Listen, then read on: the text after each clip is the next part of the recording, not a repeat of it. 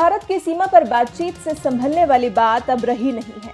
पिछले कुछ दिन से जिस तरह की हिमाकतें चीन की तरफ से की जा रही हैं, उसके बाद अब भारत चीनी सीमा पर न चीन पीछे हटने को तैयार है और न ही भारत। नियंत्रण रेखा एलएसी पर तनाव दोनों देशों के बीच में बढ़ता ही जा रहा है और डोकलाम के बाद ये पहला ऐसा मौका है जब दोनों देशों की सेनाएं टस से मस नहीं हो रही हैं। भारत लद्दाख सीमा के करीब कार्य न रोकने पर अड़ा है। साथ ही नई दिल्ली अग्रिम सीमा पर कामों को गति देने के लिए मजदूरों से लेकर मटेरियल तक पहुंचाने में लगा है। भारत ने ठान लिया है कि अब पीछे नहीं हटेगा। पहले बातचीत के जरिए दोनों देशों के बीच में मनमुटाव को खत्म किया जाता था, लेकिन अब ऐसा कुछ होने के आसार नजर नहीं आ रहे। दोनों देशों की सेनाएं पेंगोंग शो झील, गलवान घाटी और देम चौक में अपनी अपनी जगह पर डटी हैं। दोनों सेनाओं के बीच में गतिरोध जरूर है, लेकिन दोनों ही देशों की तरफ से एक दूसरे का नाम नहीं लिया जा रहा। रविवार को चीन के विदेश मंत्री वांग यी ने अपनी प्रेस कॉन्फ्रेंस में भारत का जिक्र नहीं किया। वहीं नई दिल्ली की तरफ से भी चीन का जिक्र नहीं किया जा रहा।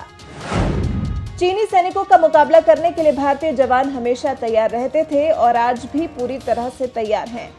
भारतीय सुरक्षा बलों के सूत्रों के मुताबिक देश को चीन की तरफ से अभी हरकतों के लिए तैयार रहना चाहिए। पिछले 4 सालों में भारत ने सीमा पर विकास कार्यों को बढ़ाया है। इससे एलएसी पर भारतीय सेना की पहुंच पहले की तुलना में तेज हुई है और भारत पर चीन की हिमाकतों का उसी के भाषा में माकूल जवाब भी दिया जा रहा है।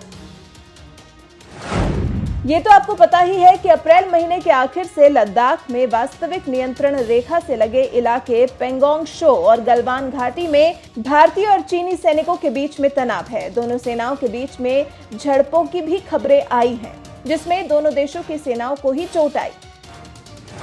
चीनी सैनिकों से निपटने के साथ साथ भारत ने चीनी सैनिकों के भारतीय गश्ती दल को हिरासत में लेने की खबरों का भी खंडन किया है।